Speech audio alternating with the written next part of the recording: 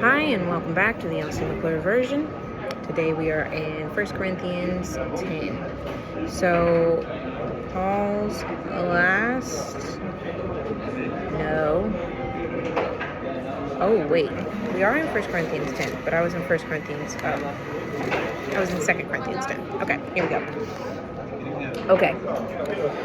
So, Paul was just talking about his qualifications and how he surrenders his rights to be able to meet everyone where they're at. So, first one. For I do not want you to be unaware, brothers, that our fathers were all under the cloud, and all passed through the sea, and all were baptized into Moses' in the cloud and in the sea, and all ate the same spiritual food, and all drank the same spiritual drink. For they drank from the spiritual rock that followed them, and the rock was Christ. Nevertheless, with most of them God was not pleased, for they were overthrown in the wilderness. Okay. Now these things took place as examples for us, that we might not desire evil as they did. Do not be idolaters, as some of them were. As it is written, the people sat down to eat and drink and rose up to play. We must not indulge in sexual immorality as some of them did. And 23,000 fell in a single day. So he's recounting the Old Testament, and he's talking about how they did not follow Jesus, and because they didn't follow Jesus, they literally ate, drank, and then had sex. And so he's saying, don't be like them. Because it won't end well for you, because 23,000 died for it. So, pretty good reason to not be like that. Okay. We must not put Christ to the test. Don't test the Lord your God, as some of them did and were destroyed by serpents. Now remember, the serpent actually, and this is what's crazy, is they actually turned the serpent into a literal idol. So the serpent came and bit them, and then Jesus gave them, told Moses to put the serpent on the pole and raise it up, the suffering symbol, and anybody who looked at it with faith would be healed, right? Just kind of like a flashback to what Christ did for us. But then they turned it into an idol because of its power. So, anyway, nor grumble as some of them did and were destroyed by the destroyer. Now these things happened to them as an example, but they were written down for our instruction, on whom the end of the ages has come. Okay, so the Old Testament is an instruction manual. It's kind of the, hey, don't do this kind of thing manual, okay? Okay. On the ages of has come. Therefore, let anyone who thinks that he stands take heed lest he fall. Pride comes before the fall.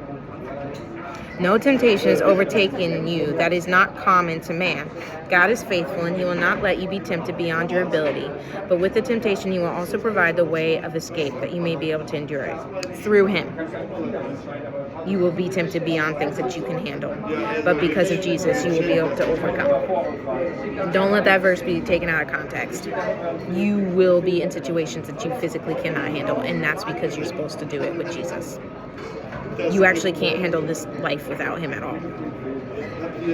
So, verse 14.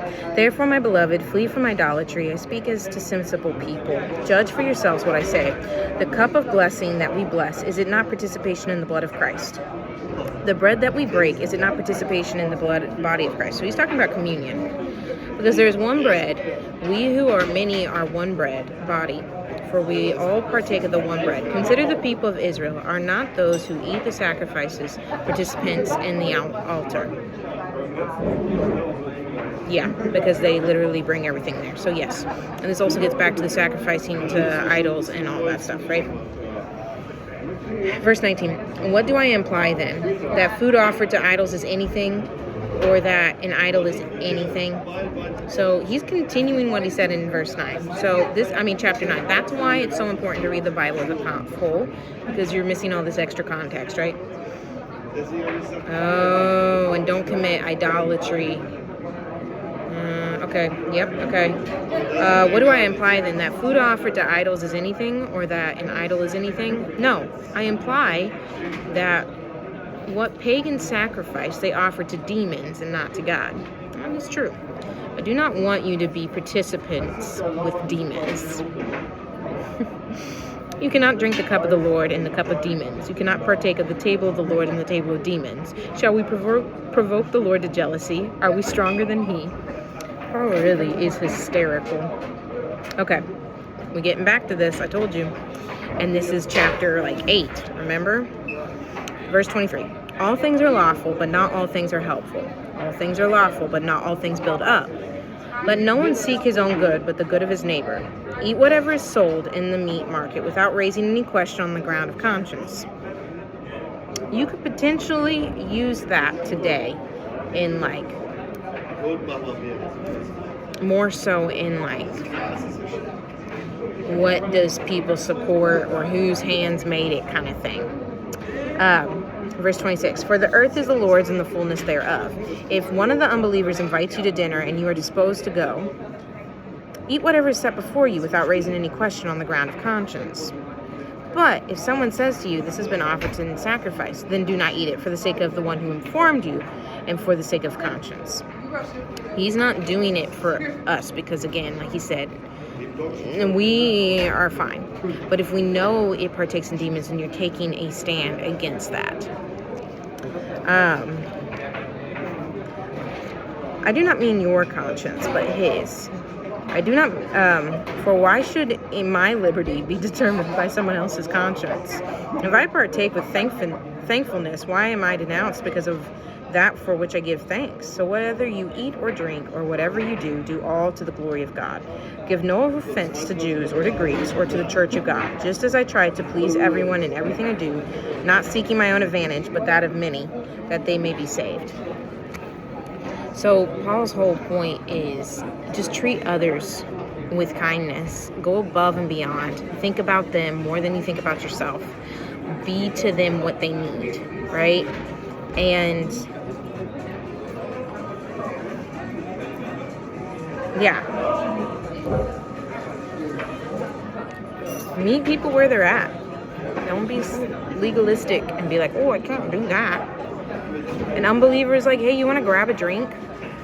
Sure. If they start getting drunk, that's when you can be like, hey, I don't get drunk. Well, meet people where they're at. Don't be legalistic. Anyway, my question for you today is, what is one way you can meet an unbeliever where they're at? I'll talk to you tomorrow.